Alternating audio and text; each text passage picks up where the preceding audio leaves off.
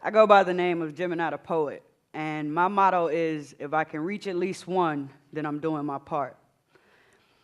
I'm going to start off my presentation with a poem called Angel in the Sky.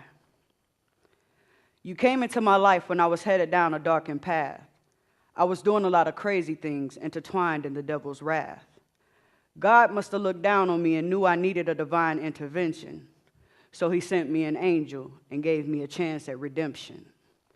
You came into this world a blessing in disguise, because even though you were born premature with complications, you showed no pain in your eyes.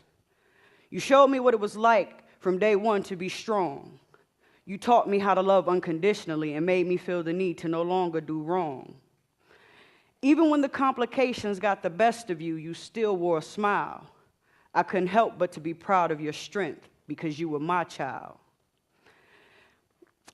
Sorry. Even as I held you in my arms on your deathbed, you looked up at me and smiled before you took your last breath. I knew that it was then that I had to face your death. I still haven't gotten over it, and it's been 14 years. But I know I have my angel watching over me in my moments of fear. Sometimes I find myself crying and asking God why. And then I can hear you saying, "Mommy, I never did die. I came to you in your time of need, to save you from destroying you, to make you better, to show you that you can make it if you can believe, no matter how stormy the weather. I came to give you faith in yourself and in all that you do. And just because I'm not there physically doesn't mean I'm not there with you. So now I stop asking why, and I hold my head high, because I know until the day that I die, I have my own personal angel in the sky."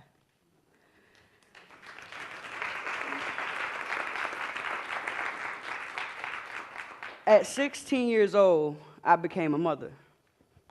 It wasn't planned. I was terrified. But the birth of my daughter changed me and made me a mature 16-year-old, because it was no longer about me. It was about me and someone else. Unfortunately, my daughter was born with complications. My high school had a nursery, and I took her to that nursery so I could continue my education. But while in the nursery, my daughter caught pertussis, aka whooping cough.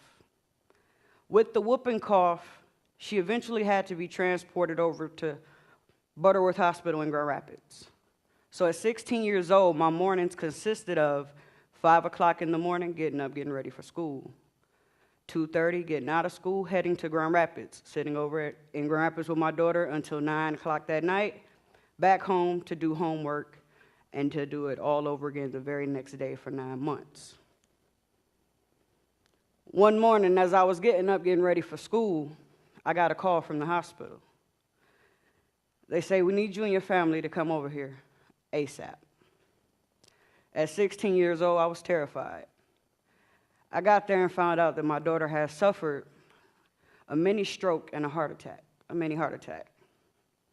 The doctor sat me down and told me, "Your daughter is basically brain dead and in a vegetative state. You can choose to pull the plug, or you can choose not to." Not being selfish, I decided to pull the plug. During that time, I lost my grandmother 9 months prior to making that decision. My grandmother was the only grandmother I had ever known, because my mother's parents died before I was born. 9 months after that, I lost another aunt who was like a second mother to me the day after Christmas. Discovering my gift. That is when I discovered I could write poetry, because being one that to this day I hold a lot of my emotions inside, I decided to start writing. For the longest time, I kept it a secret.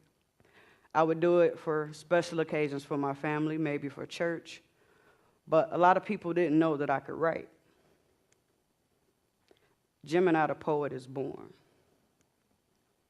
My mission as a poet started by seeing, about 2 years ago, our city being turned upside down by violence. I was born and raised here, and I remember it was a point in time where you could go through the streets of Muskegon and not have to worry about what street you were from. You didn't have to worry about hearing gunshots or constantly seeing it played on the news. So now I use my gift to go speak to the youth.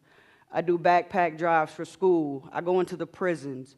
Anywhere that I feel the message needs to be heard. Who is Gemini DaPoet? I am that young girl with low self-esteem dying to fit in. I am that young girl who hid her sexuality because society condemned it and labeled it a sin. I am that young girl who craved the attention of her father. I am that same young girl whose heart was broken when he didn't bother. I am that young girl that picked up that pen and let it cry my tears onto paper, allowing it to release my emotions like vapors. Constantly being judged by the way that I dress and my tattoos. If only they could look past that and see that I'm the one that gets disturbed when I read the news. And it shows the constant downfall of our community. That I'm a pillar of our community out here trying to push unity.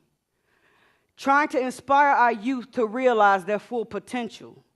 Showing them that in order to be successful, go to school, graduate, go on to college and get your credentials. To never let anyone else determine your fate. Showing them my pain and trials and letting them know I'm not just talking about this, I can relate. I do this to motivate and inspire others, the youth, the gangbangers, drug dealers, prostitutes, crackheads, and products of single mothers, because those are the ones that need our help. We can't continue to wait on someone else to come into our community and help. This, everybody, starts with self. I do this to show that you can make it even if you're not perfect. And I know this for a fact because it made me, Gemini DaPoet. I just want to end today telling everybody I was a teenage mother. I was a product of a single mother who did her best to raise me when my father didn't. According to statistics, I should be doing so much worse than what I'm doing. Never let anybody determine who you can be or what you can be. You hold the key to that. Thank you.